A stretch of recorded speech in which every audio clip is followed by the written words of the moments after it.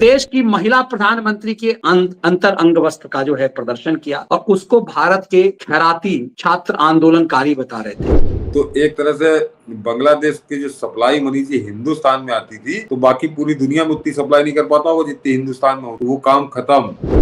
मैं देख रहा था यहाँ खैराती कह रहे थे चूंकि लैंडलॉक है पूरे, आप इतनी बड़ी संख्या में आप घिरे हुए हैं बांग्लादेश से, बांग्लादेश घुस जाएगा क्योंकि भिखमंगे हैं। अब इतने भिखमंगे घुस जाएंगे तो आप समझिए क्या हाल होगा। सिर्फ बांग्लादेश बहुत फुदक रहा था और बांग्लादेश के नाम पर छात्र आंदोलन बता करके यहाँ के वामपंथी लेफ्ट लिबरल गिरोह कांग्रेस का पूरा इकोसिस्टम इस आस में बैठा था कि जैसे बांग्लादेश में शेख हसीना की सरकार चली गई, गुंडों ने शेख हसीना की सरकार, अब देखिए शेख हसीना प्राइम मिनिस्टर थी, उसके उनके अंतः अंग वस्त्र जो है उसका फाड़ प्रदर्शन मुझे लगता है कि दाना भी करते हैं।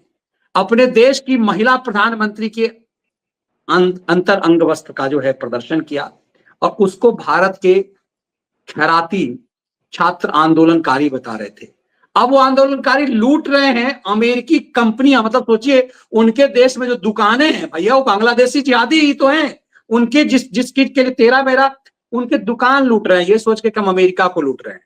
मतलब बांग्लादेश में यदि अमेरिकी कंपनी या फिर समझिए पिज्जा जो डोमिनोज पिज्जा लूट रहा है भाई, वो दुकान तो किसी बांग्लादेशी का होगा, उसको लूट रहे हैं कि हम अमेरिका को लूट रहे हैं ये सोच करके।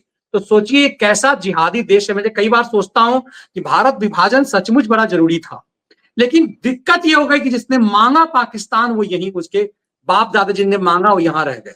आज बांग्लादेश और पाकिस्तान की स्थिति को देखकर बार बार लगता है कि सही में यार विभाजन ही ठीक ही हो गया, अच्छा हो गया, ये काल कंटक बहुत हद तक दूर हो गए, भिखमंगे चले गए। ये भिखमंगे आज यहां पर वक्त के नाम पर लड़ रहे हैं, लेकिन बांग्लादेश और पाकिस्तान में देखिए, अफगानिस्तान में देखिए ये क्या कर रहे हैं। ये बांग्लादेश की तस्वीर तो मतलब हिला देने लायक, यार किसको लूट रहे हो तुम। ये समझ में आता कि यहां तेरा मेरा रिश्ता करते हैं, वहां ये क्या करते हैं। और इन्हें छात्र आंदोलनकारी बता रहे थे सर। अब ये देखिए कि बांग्लादेश गिरगिरा रहा है, वो यूनिस लेट गया है। और मुझे मैं बताऊं आपको, बड़ा अभी बता रहे थे कि आरएसएन सिंह कल फोन करे हुए थे, आरएसएन सिंह साहब, वो कह रहे थे कि मनीष जी आपने गौर किया मोदी ने बुढ़े का हाथ जो है ना, आप विश्लेषण कर रहे थे आप और सतीश जी, बुढ़े का हाथ इतना जोर दबा दिया था कि वो बुढ़ा का शरीर काला पड़ गया और उसके बाद जूते पड़े हैं। तो पूरी तरह से बांग्लादेश को एक तरह से इसी ने घुटने के बल आया। और यहां देखिए क्या उम्मीद लगाए बैठे थे इस भिखमंगे देश से। अभी मनीष जी उस दिन हाथ दबाया था प्रधानमंत्री मोदी ने, आज गला दबाया है। आज जो भारत ने डिसीजन लिया है वो गजब का डिसीजन लिया है और बांग्लादेश की हालत ऐसी की तैसी हो जाएगी, पूरा व्यापार तबाह करने की पूरी तैयारी हो चुकी है। कि ट्रांसशिपमेंट की जो फैसिलिटी भारत ने उसको 2020 से दे रखी थी वो आज वापस ले ली गई। इसको जरा समझिए दर्शक कि ट्रांसशिपमेंट ये है कि अगर आपको कोई अपने देश से किसी दूसरे देश में कोई माल पहुंचाना है और बीच में हमारा देश पड़ता है तो हम आपको रास्ता देते हैं कि आप इस रास्ते से ले जा सकते हैं। तो ये जब ये हो गया तो भूटान और नेपाल इस तरह के जो देश हैं यहाँ पे काम खत्म, बांग्लादेश का माल नहीं जा पाएगा। और साथ ही साथ जो टैरिफ का वार आप पूरी दुनिया में देख रहे हैं कि ये टैरिफ लगेगा, चीन ने बढ़ा दिया, अमेरिका ने बढ़ा दिया, भारत ने बढ़ा दिया, कनाडा ने बढ़ा दिया, दुनिया की लड़ाई चल रही है। भारत ने 2020 से जरा गौर करिए कितने एहसान फरामोश, कितने कमीने टाइप के लोग हैं कि 2020 से भारत ने 0 टैरिफ दे रखा था और वन वे टैरिफ था वो, कि केवल भारत तुमसे टैरिफ नहीं लेगा, ये भारत से जो कुछ लेते होंगे जितना भी हो भारत इनको टैरिफ देता था।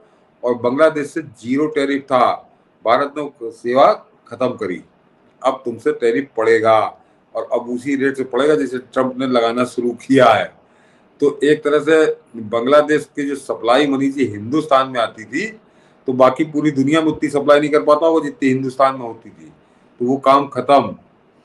हिंदुस्तान से काम खत्म, नेपाल से काम खत्म, भूटान से काम खत्म।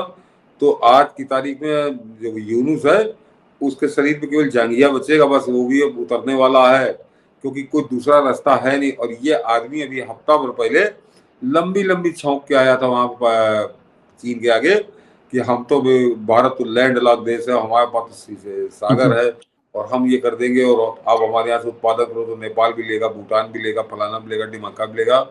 वो सब इस उठाकर नरेंद्र मोदी ने एक झटके में, जैसे वो मालदीव पे गए थे ना, मतलब ये टहल लिए थे थोड़ी देर 5 मिनट और मालदीव तबाह होने कगार पे आ गया था, वैसे ही आज उन्होंने सीधे एक आंख का इशारा किया, काम हो गया।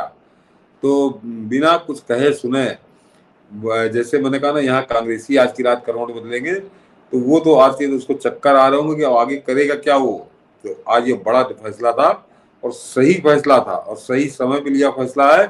और अब वो पाकिस्तान आकर इसके कितनी मदद करता है भिखूंगा, ये देखने वाली बात होगी, क्योंकि वहां पाकिस्तान में एक हाहाकार मचा हुआ है। एक मनीष जी वो चला था कि उम्रा वाले जो वीजा हैं उसके लिए कहा था सऊदी अरब ने कि जब तक चल रहा तब तक हम उम्रे का वीजा नहीं किसी को नहीं देंगे। और अब वो आया कि जितने लोग आए थे वो शायद 29 अप्रैल उसने डेट दी कि 29 अप्रैल तक अब वापस चले जाओ, और बाकी लोगों का उसके बाद काम खत्म, कि उम्रा वाला वीजा जो होता है वो और देशों को देता है, उसका बाकी उसके बाद देंगे। लेकिन पाकिस्तान के लिए वो बैन को थोड़ा आगे बढ़ा दिया है, अभी उसकी डेट नहीं दी है, लेकिन पाकिस्तान को आगे भी वीजा नहीं मिलेगा। तो पाकिस्तान वहां से भी बेदखल हुआ है और वो अपने अपने उलझन में फंसा हुआ है। और दूसरे जो टैरिफ वाला मार है उसकी कोई जिक्र ही नहीं कर रहा, हम लोग बड़े बड़े लोगों की बात कर रहे हैं। वहां भी तबाही मची हुई है, उसका जो शेयर मार्केट लगला लूला जैसा भी था वो भी 10-12 हजार पॉइंट गिर के एकदम धरती पे लेट रहा है। तो पाकिस्तान को ऐसे ही लाले थे खाने के, अब वो और भूखों मर रहा, तो वो इसको क्या, बांग्लादेश को क्या देगा। तो यूनुस ने केवल अपनी, मैं शब्द इस्तेमाल नहीं करना चाहता, हम लोग यूट्यूब पे बैठे हैं, कि जो उसने मुंह से अपने बम बम चलाए थे जाके चीन के अंदर, 3-4 दिन वो बना तोप घूम रहा था, लौट के आया तो वो तोप चीन में थी, वो लौट के पिछवाड़े बांग्लादेश डाल दिए। नहीं, वो जो तोप चीन के अंदर थी वो लौट के बांग्लादेश में तमंचा बना दिया प्रधानमंत्री मोदी ने, वो कि देखो तुम तोप बने थे, तुम्हारी औकात तमंचे की है, उसी औकात में रहो। और अब आगे क्या होता है इससे जरा देखने वाला होगा। बिल्कुल, और इसीलिए कह रहे कि नहीं, ये कह रहे थे कि मैं देख रहा था यहाँ खैराती कह रहे थे चूंकि लैंडलॉक है पूरे, आप इतनी बड़ी संख्या में आप घिरे हुए हैं बांग्लादेश से, बांग्लादेश घुस जाएगा क्योंकि भिखमंगे हैं। अब इतने भिखमंगे घुस जाएंगे तो आप समझिए क्या हाल होगा। मुझे लगता है कि चर्चा तो आज आपके पास ये भी होनी चाहिए। देखिए, बड़े पैमाने पर बांग्लादेश से लोग घुस गए। हम ये बिहार के किशनगंज की पूरी डेमोग्राफी बदल गई। सीमांचल जो बिहार का है उसमें जो जिहादी हैं, जहां पे असउद्दीन ओवैसी जीत जाता है, वो कौन है? वो 70% जो 71 के बाद बांग्लादेशी जो भागे थे वो थे जो बंगाल होते हुए यहाँ पहुंच गए। क्योंकि किशनगंज से जो जिसको चिकन नेक कहते हैं वो इलाका एकदम बिल्कुल सिल्लीगुड़ी नजदीक है, किशनगंज के ठीक बगल में सिल्लीगुड़ी है। तो बड़े पैमाने पर भिखमंगे वहां घुस गए। अब वो सब कुछ अधिकार पा चुके हैं। वो वही कहा जा रहा है कि वहां जब भिखारी भागेंगे तो भारत में घुस जाएंगे। मगर बॉर्डर को इसी बहाने पाकिस्तान की तरह भारत बॉर्डर को मजबूत कर रहा है। तो सोचिए, इनके पास समंदर में, बंगाल की खाड़ी में भागने के अलावा इन भिखमंगों के पास कुछ नहीं बचेगा। और जब भिखमंगे की बात चली है तो मनीष जी ने बात कही तो उसको जरा आगे बढ़ा दूं। मनीष जी, जो आपने कहा ना कि ये अच्छा हुआ अलग हो गए 47 में, ये भिखमंगे थे, दरिद्र थे, अशुभ थे, नसुड्डे थे, जो भी कहिए। कि एक आंकड़ा बताता हूँ मनीष जी, उससे दर्शकों को आइडिया हो जाएगा कि आप वास्तव में धन्यवाद दीजिए उस कायदे आजम मोहम्मद अली जिन्ना का कि इन सारे कबाड़ियों को लेके वो चला गया। सारे तो नहीं ले 47 गया सर, बड़ी तो बहुत सारा तो छोड़ ही गया यहीं पे, नहीं तो गन वो में जा वो रहे हैं। वो तो मनीष जी सारे लेके गया ही था। यहाँ पे कांग्रेसियों का कमीनापन, वो एक जो इस देश का बाप है उसका कमीनापन, उसकी बदौलत आज हम इस पाप को झेल रहे हैं। था जिन्ना तो सबको बटोर के ले ही जा रहा था। कि 1947 में हम जब आजाद हुए मनीष जी, तो दोनों साथ आजाद हुए। वो तो छोटा देश था, दुनिया की सबसे उपजाऊ जमीन लेके गया था। और एक आंकड़ा बताता हूँ, उसके बाद आप सोचिए कि किस कदर साले कहोगे हराम को और भिखारी, जो भी आप उनको सब चाहेंगे उनको दे सकते हैं। कि एफडीआई जो आती है, जो दूसरे देशों से आती है, कि 47 से लेकर 2025 का आंकड़ा बता रहा हूं, कि इन 78 सालों में पाकिस्तान में कुल एफडीआई जो आई है मनीष जी, वो $55 बिलियन है। $55 बिलियन, ये 47 से 2025 तक।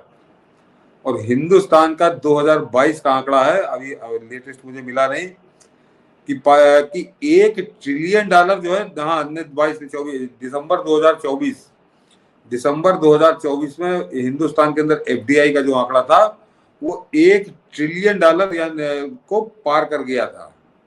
ये फर्क है कि वो 55 बिलियन पे टहल रहे और हिंदुस्तान 1 ट्रिलियन पार कर चुका, और इस 1 ट्रिलियन में 70% जो एफडीआई है वो नरेंद्र मोदी के कार्यकाल में आई है। ये भी अच्छे से समझिए आप। अन्यथा इससे पहले ये भी पाकिस्तान से ही टक्कर ले रहे थे एक कांग्रेसी, ये जो था ना बहुत महान अर्थशास्त्री, महान विद्वान, और जिसने देश की तकदीर बदल दी, कांग्रेसी चाटवार जो है भाड़ जीतते हैं, ये जैसा गाना गाते हैं। इस तथ्य का कोई जवाब है उनके पास कि 67 साल में और आखिर के 10 साल वो सरदार जी, और उसके बाद जो 70% एफडीआई है 1 ट्रिलियन की, वो नरेंद्र मोदी के कार्यकाल के 10 साल के अंदर आई। जितना है कांग्रेसी 67 साल में पूरे लेके आए थे, तो ये 67 साल में लेके नहीं आए थे, ये उसी का पाकिस्तान के साथ टक्कर कर रहे थे, पाकिस्तान को टक्कर दे रहे थे। और आज कहीं मतलब कोई मुकाबले नहीं बनी थी, कहाँ $55 बिलियन और कहाँ $1 ट्रिलियन, कोई और छोड़ नहीं है।